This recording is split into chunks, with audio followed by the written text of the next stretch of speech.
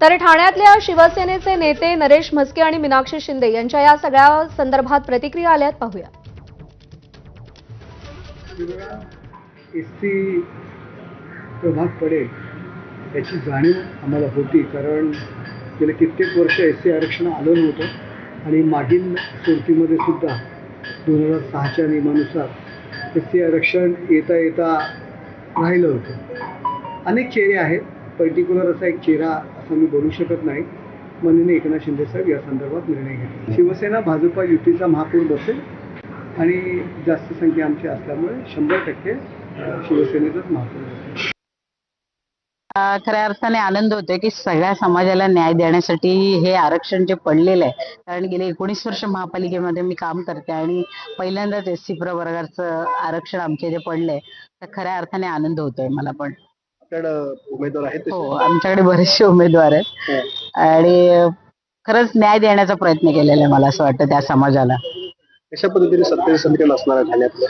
आम्ही सत्तेचे समीकरण मला असं वाटतं ठाण्यामध्ये तरी वन साइड आहेत आम्ही, कारण 75 सीट्स आमच्या आहेत आणि बिनविरोधच महापौर बसेल. आणि यानंतर जाऊयात, राजू सोनावणे आपले प्रतिनिधी आपल्याला अधिक अपडेट देतील. राजू, आता 29 महानगरपालिकांचं आरक्षण जाहीर झालेलं आहे, कुणाची वर्णी लागणार याची उत्सुकता आहे. ही सगळी प्रक्रिया कशी पार पडली आणि आरक्षणाची वर्गवारी कशी झाली आहे?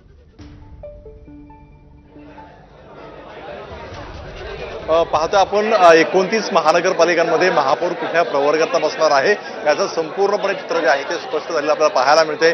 काही वेळापूर्वी ही सोडत जी आहे ती संपलेली पाहायला मिळते आणि यामध्ये सगळ्यात महत्त्वाचं म्हणजे त्या ज्या महत्त्वाच्या महानगरपालिका आहेत त्यामध्ये मुंबई महानगरपालिकेमध्ये महापौर कुठल्या प्रवर्गातला बसणार याकडे सगळ्यांचं लक्ष होतं आणि महिला खुल्या वर्गातला महापौर जो आहे तो मुंबई महानगरपालिकेवरती बसणार आहे हे स्पष्ट झालेलं आहे.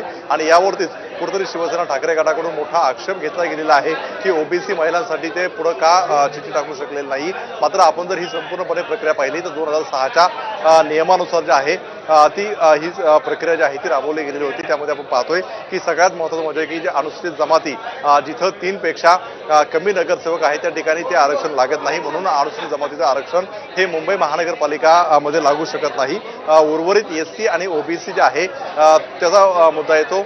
याच्या आधी ओबीसी आणि एससी जे आहे ते मुंबई महापालिकेमध्ये येऊन गेलेलं आहे आणि त्यामुळे खुल्या प्रवर्गामधलं हे आरक्षणासाठी जे आहे ते पात्र झाल्याचं जे आहे ते सांगितलं जाते.